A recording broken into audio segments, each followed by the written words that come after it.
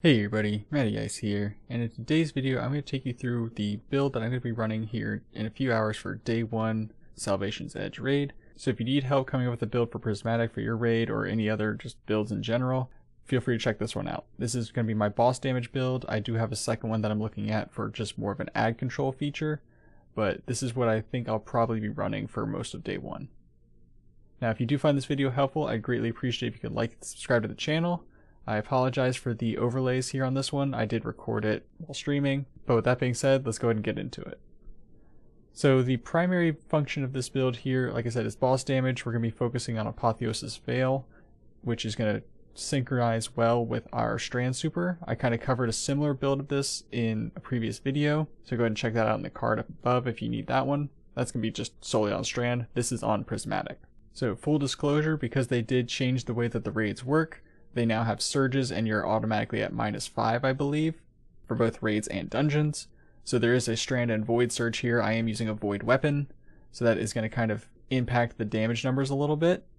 But I don't think it's going to change things too much, just because of the way that the situation is. Like, I'm not in a Well of Radiance. I don't have like the Void buff from Titan Bubble. There are ways you could boost your damage further. So I'm kind of thinking that the -5 and the surge more or less balance each other out as far as our damage numbers go. But again, in the future, if you are in a dungeon or a raid, you're going to be in a similar situation anyway. So you can use a different grenade launcher, you can use a different whatever to kind of balance that out. But I did test this twice against the Ogre, using a couple different loadouts here. So I tried Lost Signal just to see how that worked out. I don't have an auto-loading one, so it kind of messed up my damage rotation. So you can see here on the first damage rotation, I got almost 2 million. I didn't really have the Void Surge buff going on for my boots, so it could have been better there. But as you'll see here in the second damage phase testing, I go ahead and swap to Witherhoard, which is auto-loading, so that made it a little bit better, and I actually hit over 2 million on this. I could potentially hit even better, because again, I didn't have any Orbs of Power going on, I didn't really have my Void Surge buff going for my legs again, and I didn't even get to my Prismatic, honestly. I messed up my swaps a little bit, but I was still able to hit a ton of damage in such a short time frame. So I think this is going to be a pretty heavy build, especially on a longer damage phase where you might have like a full 30 seconds to do damage. So keep this build in mind, and I hope you enjoy it. Let me go ahead and show you what it actually is. Alright, so for the armor and mods and everything, as I mentioned before, this does focus on Apotheosis Veil. If you're not familiar with this one, when you cast your super, you and your teammates nearby will just get increased ability energy for all your abilities for about 8 seconds.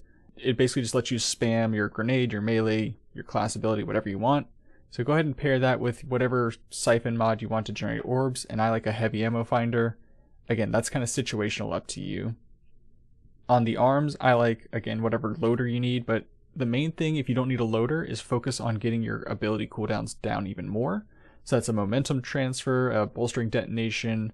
I like to focus on getting my melee cooldown decreased because, again, you'll see later the melee kind of feeds some of your other abilities by making yourself radiant. So I would focus melee first and then focus on your class ability, because as a warlock you're primarily going to have high discipline, so you won't need to worry about your grenade as much. On your armor, just put whatever resists you need, and on your legs, again, whatever surge you want.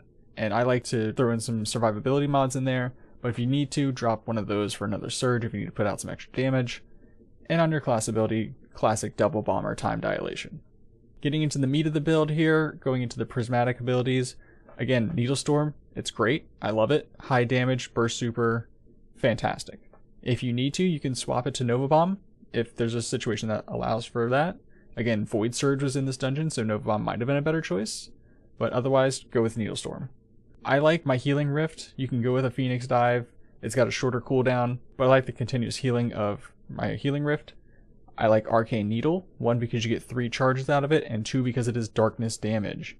Dark damage is going to feed your Transcendence meter, so keep that in mind. You need to kind of balance that out. I also like Storm Grenade for the same reason. It's arc damage, which is light-based, and it also does pretty good damage, just in general. You can swap this for a Vortex Grenade, again, Void Surge, maybe, but it's got a longer cooldown, and I don't think it does as much damage. For the aspects, I'm going to go with Weaver's Call. This is going to generate some threadlings on your class ability and also any strand damage. Your melee is strand damage, you generate tangles through this as well, so you'll be able to kind of generate some thread links outside of your class ability. And again, this is all darkness damage, which feeds your transcendence. I also like Hellion. It's new, it gives you 3 fragment slots. It can ignite targets eventually. It's kind of nice. If you need to, you can drop this for Devour if you're like struggling to stay alive. But I like it because again, it's light damage, it's extra just output in general, and it's new, it's fun. Feed the Void, again, as I said, you can drop that if you need the extra survivability for Devour, but hopefully you won't need that. Alright, getting into the fragments, we're going to go with Facet of Dawn to make yourself radiant whenever you get melee hits, and kills obviously make that burst. We're going to go Facet of Purpose to make sure you can get Woven Mail and those orb pickups. Facet of Dominance, so your Arc Grenade jolts and your Void Grenade weakens. The jolt is what we're going for here, a little extra damage, a little extra ad clear in case we need it. Again, if you run your Void Grenade, it's going to kind of go with the weaken effect rather than the jolt. Either are good choices.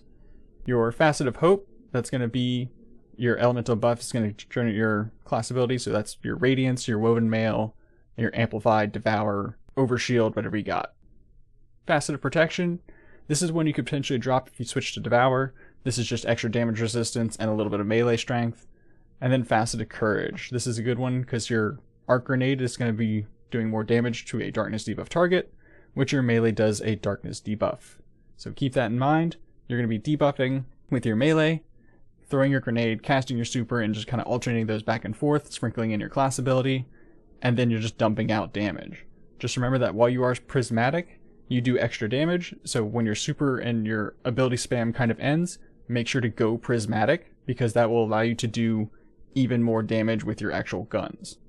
Just also keep in mind though that when you go prismatic, it changes your grenade, so you will not be able to use your arc grenade. It changes into that void stasis hybrid grenade. So I hope you found this video helpful. If you did, I'd greatly appreciate if you could like it and subscribe to the channel. I am going to be streaming day 1 here in a couple hours, so greatly appreciate if you could come check me out on there and show your support. Good luck in your own day 1 raids. Thank you all so much for watching, and I will see you in the next one.